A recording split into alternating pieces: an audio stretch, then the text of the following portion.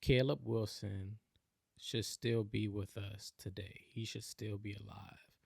And I want to send my thoughts and my prayers to his family, to the Southern University community, the Human Jukebox, during this difficult time. Uh, as someone who's from New Orleans, born and raised, a band head, a band kid myself, I've marched, and as also a trumpet player, still play my horn to this day. It hit home, and it bothered me then, and it's still bothering my spirit and troubling my mind, because it's no reason that that young man shouldn't be here enjoying and living life and becoming the amazing human that everyone has spoke of him to be. We have a problem in our community. We have a problem in the black community, and we have to acknowledge it when it comes to sororities, fraternities, and this search for community with ourselves. Oftentimes a lot of people want to join those things for brotherhood and sisterhood. You know what I mean?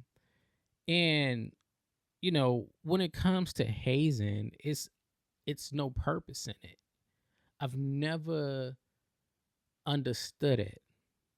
It's almost like the people who do the hazing, they get a thrill out of it because it was done to them, right?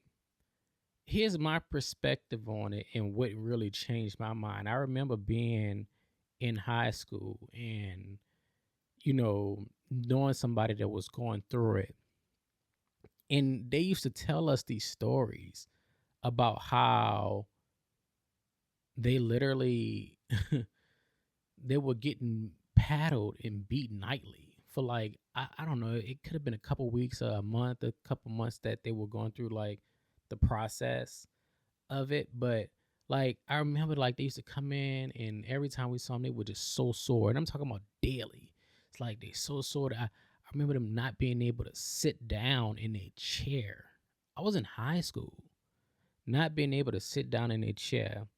This was an adult, by the way.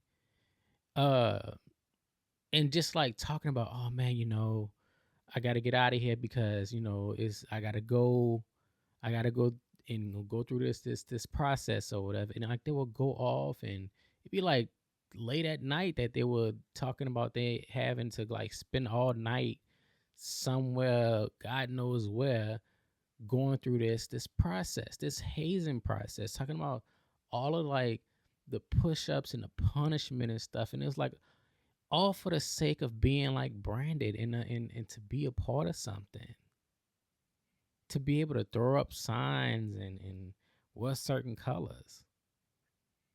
And I remember this individual telling us that it was so bad that they couldn't sleep one night, and like their partner had to like rub cream on their bottom because they were blistering up.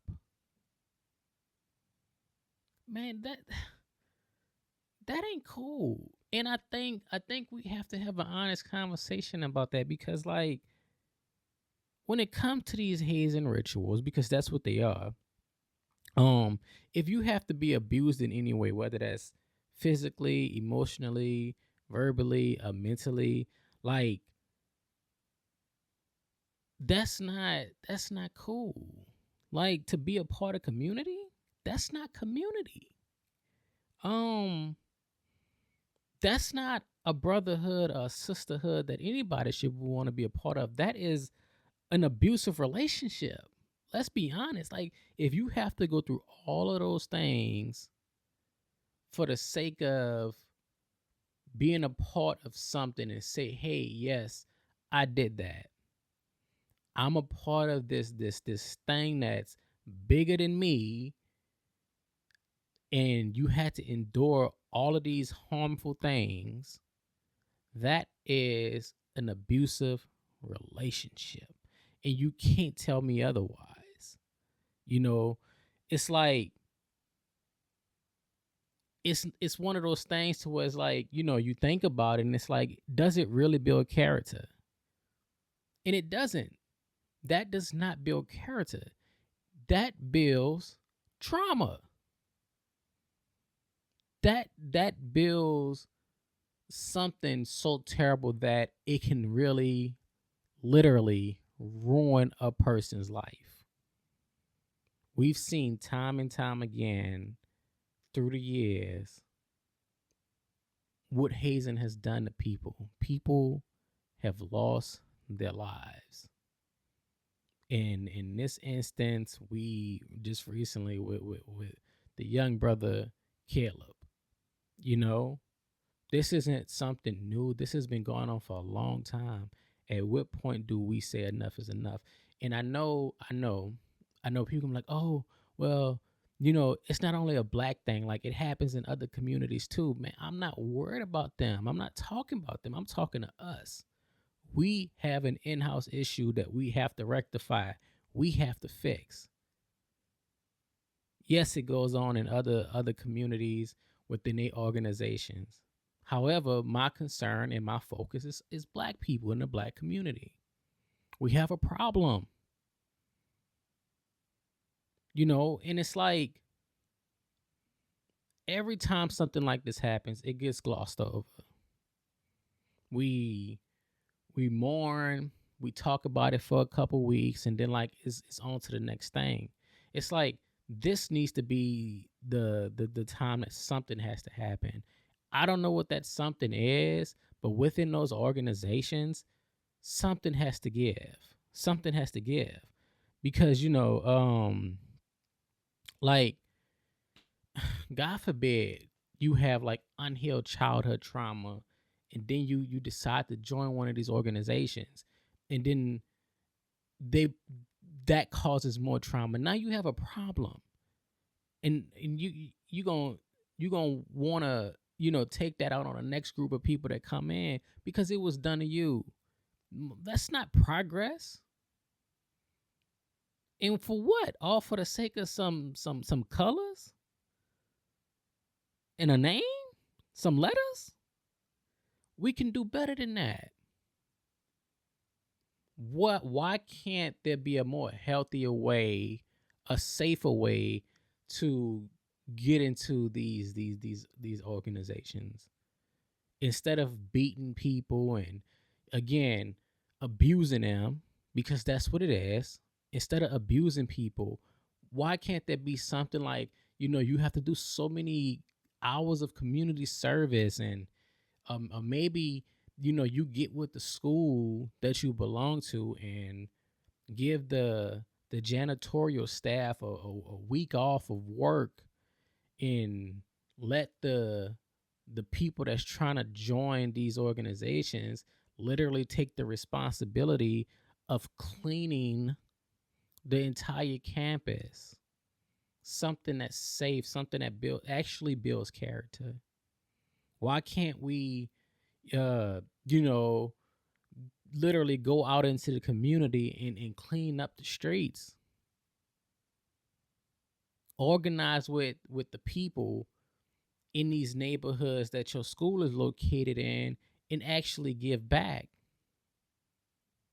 Work with the people. Maybe you go and stand, maybe you get them to go and stand in front of a grocery store and help people with their groceries, you hear me, and help them to their cause. Maybe you do a fundraiser, and you do a car wash or something, and the proceeds from that car wash, has to go to something, towards something. Like, I mean, there's so many other ways that you can go about letting people work hard to be a part of your organization. But abuse simply isn't it. And I don't care who don't like it. I don't care what Greek organization get in these comments. I'm telling you now, like, this ain't a safe space for you. and respectfully, because I know it's a part of our culture. Um, so like if you come in with the foolishness, then like I'm sorry, I'm not the person to go back and forth with you. I'm gonna get you up out of here. And it's not to look down upon people who are in these organizations. I got family that's in organizations, you hear me? But this we have a problem. Simple as that. What I want for us to do is to find a solution how we can fix that problem. And I know some people gonna come in, oh well, I didn't have to do that. I didn't have to go endure that. And that's fine, and that's a good thing. Because you shouldn't have had to deal with any abuse. You shouldn't have had to, you know, literally put yourself in harm's way just for the sake of joining an organization. So that's good. And for the people who did go through it and say that, like, hey, well, I did it, I went through it, the hardest of the hard, and here I am, it's like, bro, come on, man, like, read the room. So I want our community to thrive. I want us to do better. I want us to be better. And in order to do that, we have to do some self-examination. We can't keep moving forward, like this. There's a problem within our Greek organizations. It doesn't have to be like that. And I feel like the only people that can fix that problem are the people that's in those organizations. What are y'all going to do about it? You know? So, again, abuse shouldn't be a part of joining any sorority, any fraternity. Simple as that. And again, I want as a band head, a band kid, again, somebody who plays trumpet, who played trumpet and marched in those same parades as that brother Caleb.